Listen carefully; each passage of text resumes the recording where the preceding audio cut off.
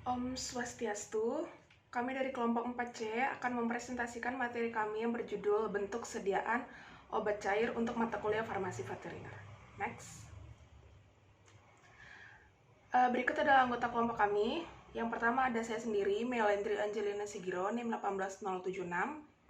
Kemudian ada Ainaya Lutfi Anindya, NIM 18077. Kemudian ada Yolano Violita, NIM 18079. Selanjutnya ada Iputu Indra Manik Pradipta, NIM 18080. Kemudian ada Reina Tasya Dewanti, NIM 18083. Dan ada Daniela Everetta Satriawan, NIM 18084. Next. Selanjutnya kita mulai dari pendahuluan. Dimulai dari pengertian. Bentuk sediaan obat merupakan sediaan farmasi dalam bentuk tertentu sesuai dengan kebutuhan mengandung satu zat aktif atau lebih dalam pembawa yang digunakan sebagai obat dalam ataupun untuk obat luar. Next.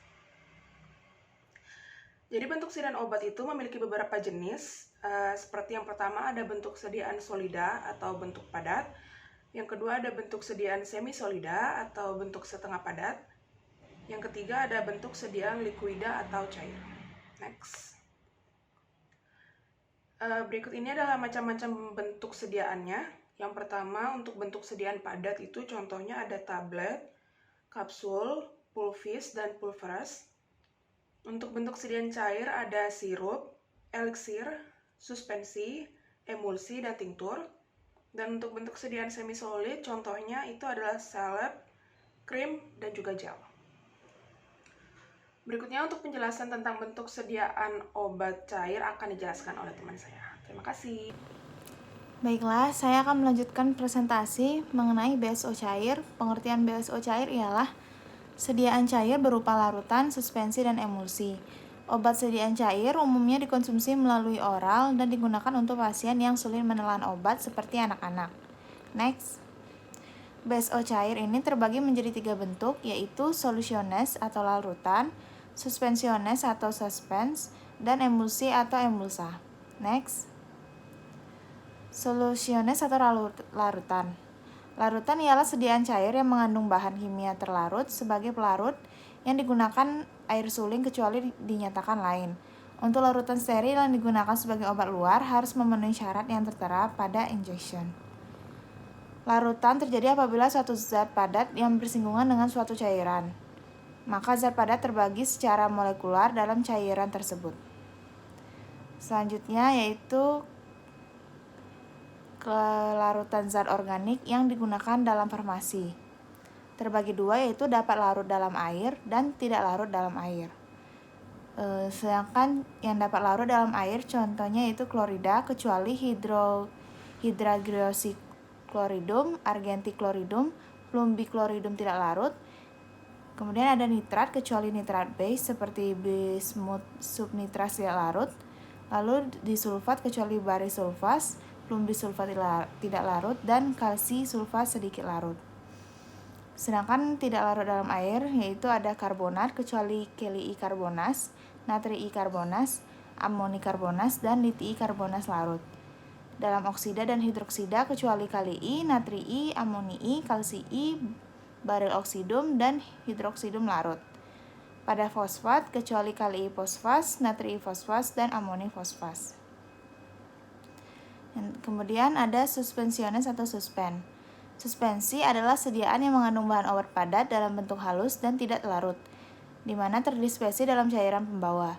Zat yang terdispersi harus halus, tidak boleh cepat mengendap, dan bila digoncang perlahan-lahan, endapan harus segera terdispersi kembali. Suspensi dalam farmasi digunakan dalam berbagai cara. Yang pertama, intramuscular injection, contohnya penicillin G suspension. Yang kedua, tetes mata, contohnya hidrocortisone acetate suspension. Yang ketiga, per oral, contohnya sulfa atau chemisetin suspension. Dan yang keempat, contohnya paranitrosulfatiazole suspension. Selanjutnya ada emulsi atau emulsa. Emulsi atau emulsa adalah sediaan yang mengandung bahan obat cair atau larutan obat terdispersi dalam cairan pembawa, distabilkan dengan zat pengemulsi atau surfaktan yang cocok. Emulsi merupakan sediaan yang mengandung suatu zat yang tidak tercampur, biasanya air dan minyak, di mana cairan yang terdispersi menjadi butir-butir kecil dalam cairan yang lain. Emulsi dapat dibedakan menjadi emulsi Fry atau emulsi alam dan emulsi subspuria atau emulsi buatan. Next, kelebihan. Bentuk obat ini juga lebih mudah ditelan dan mudah diserap di dalam saluran pencernaan. Kerja obat lebih cepat dengan penyerapan obat hampir sempurna dan bioavailabilitas tinggi. Mudah bercampur dengan cairan biologis seperti getah lambung saluran cerna. Merupakan campuran homogen serta dosis dapat diubah-ubah dalam pembuatan. Untuk pemakaian luar, bentuk larutan mudah digunakan. Produk seperti adsorben dan antasida lebih efektif dalam bentuk sediaan cair. Ada fleksibilitas yang lebih tinggi dalam dosis jika dibandingkan dengan bentuk sediaan padat seperti tablet dan kapsul. Dosis zat obat dapat dengan mudah dan nyaman disesuaikan dengan mengukur volume yang berbeda.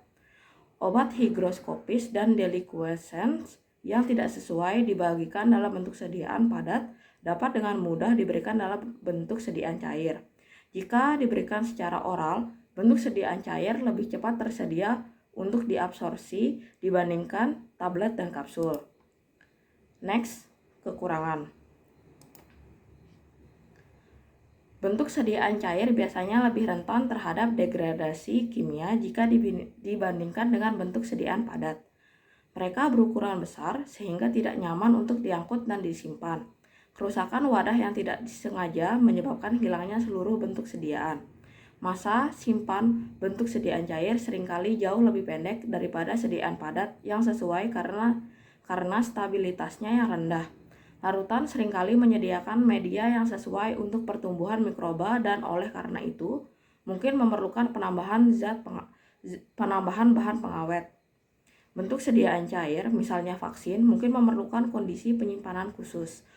Rasa obat yang biasanya tidak enak selalu lebih menonjol jika dalam bentuk larutan daripada dalam bentuk padat.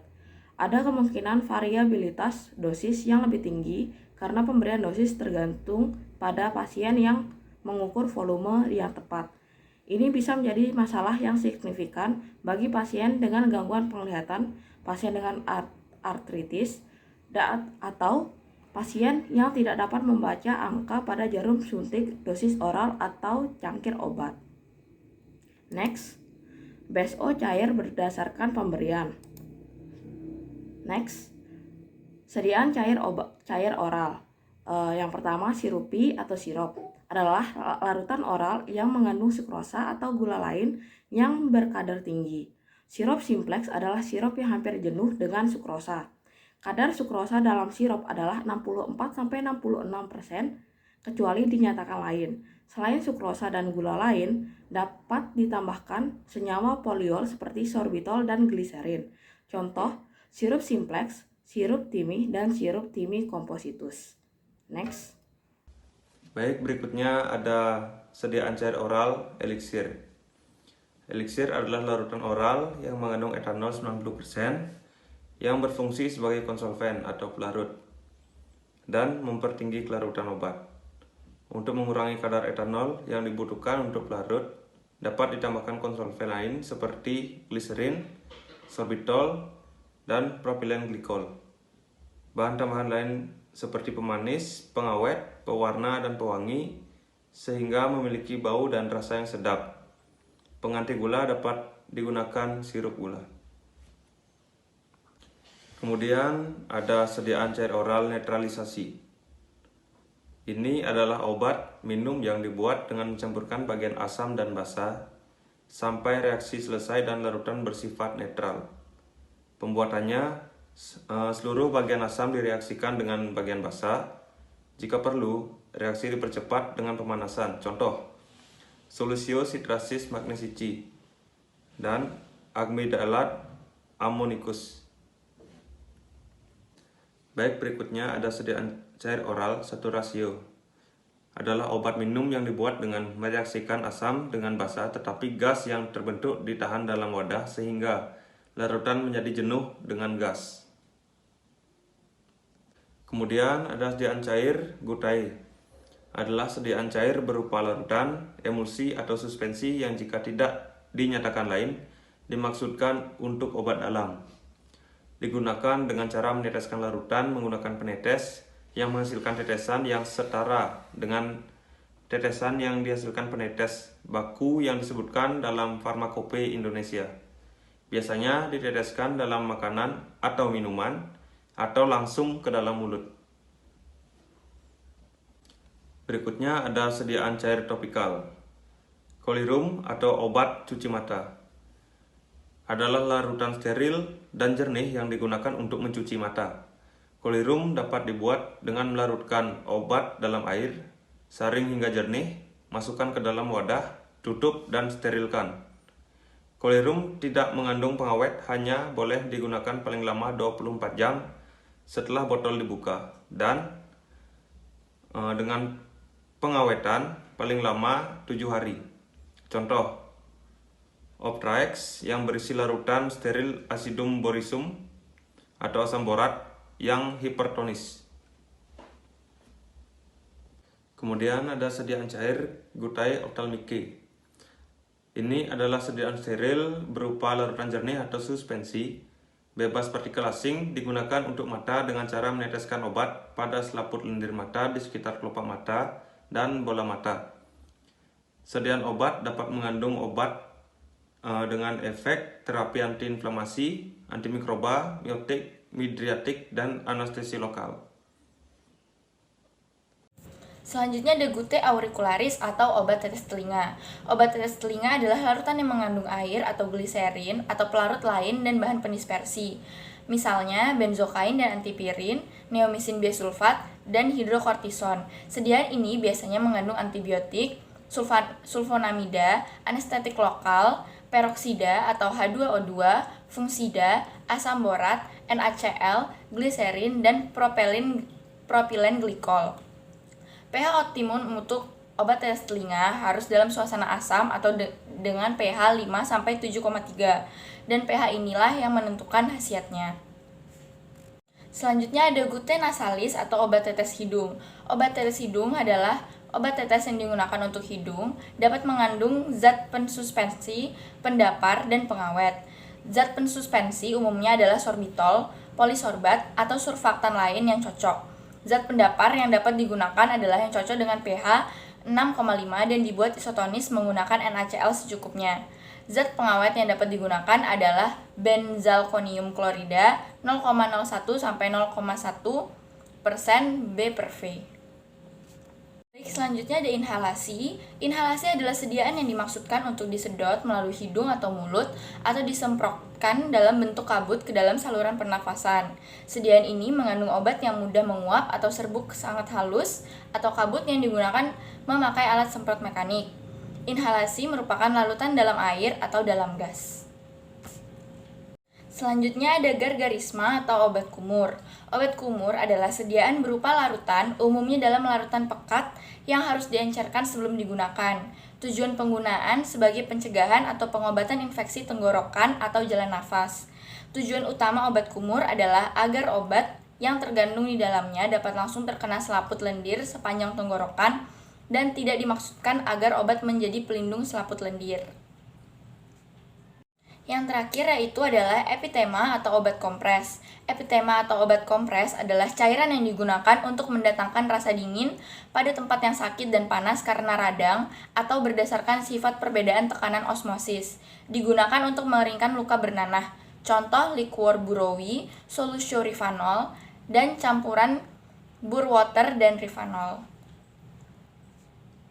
Selanjutnya yaitu ada pemberian obat secara rektal atau vaginal.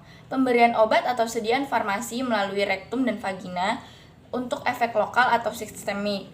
Misalnya untuk efek lokal dalam kasus gatal, nyeri, dan hemoroid. Obat yang aktif secara lokal meliputi astringen, anestesi lokal, antiseptik, vasokonstriktor, obat antiinflamasi, obat penenang, dan obat pencahar. Sedangkan untuk efek sistemik yaitu ada anti-asma, anti-reumatik, dan analgesik. Keuntungannya berguna untuk pasien yang tidak sadar atau kesulitan menelan obat oral, lalu menghindari metabolisme lintas pertama, misalnya lidocaine morfin. Lalu kontak obat dengan cairan pencernaan dihindari, misalnya penisilin, vitamin. Obat-obatan yang menyebabkan iritasi atau ulcerasi lambung dapat dihindari. Absorpsi obat dapat dengan mudah dihentikan jika terjadi overdosis yang tidak disengaja. Obat yang diberikan per rektum memiliki kerja lebih cepat daripada melalui rute oral dan bioavailabilitas yang lebih tinggi. Namun ada kelemahannya juga, seperti banyak obat yang diabsorpsi dengan buruk atau tidak menentu di seluruh mukosa rektum. Masalah disolusi karena jumlah cairan rektum yang dikit. Yang terakhir, pemberian obat melalui rektal tidak nyaman dan tidak disukai oleh pasien. Lalu parenteral atau injeksi. Pemberian obat ini dilakukan dengan cara menyuntikkan obat ke dalam tubuh melalui kulit atau selaput lendir. Wadah untuk injeksi dapat berupa ampul, vial, atau flakton, dan botol infus. Lalu untuk sediaan cair, kerusakan sediaan secara makroskopik dapat dilihat adanya perubahan warna, berbau, timbul kristal atau endapan, dan tidak bisa bercampur dengan baik apabila dilakukan pengocokan. Penyimpanannya harus di tempat yang kering, lalu pada suhu kamar dan terlindung dari cahaya matahari. 3 cara untuk memberikan pemberian parenteral adalah secara subkutan, yaitu menyuntikkan obat ke dalam jaringan yang berada di bawah lapisan dermis. Yang kedua, secara intramuskuler, yaitu menyuntikkan obat ke dalam lapisan otot tubuh. Yang ketiga adalah intravena, yaitu menyuntikkan obat ke dalam vena. Ada keuntungan dan kelemahannya juga, yaitu keuntungannya efeknya lebih cepat dan teratur, dapat diberikan pada pasien yang kooperatif, tidak sadar atau muntah-muntah, lalu sangat berguna dalam keadaan emergency. Kelemahannya itu membutuhkan cara pemberian yang aseptis, kalau menyebabkan rasa nyeri, bahaya penularan penyakit tertentu, dan tidak ekonomis. Macam-macam sediaan parenteral adalah berupa larutan. Contohnya injeksi vitamin C berupa larutan dalam minyak, berupa suspensi obat padat dalam air, berupa suspensi dalam minyak juga, berupa emulsi atau mikroemulsi, berupa kristal steril untuk dibuat larutan dengan penambahan pelarut steril, berupa kristal steril untuk dibuat suspensi, cairan infus intravena, serta cairan untuk diagnos. Berikut daftar pustakanya. Sekian dari kelompok kami tentang bentuk cairan sediaan obat cair. Mohon maaf jika ada salah kata. Terima kasih.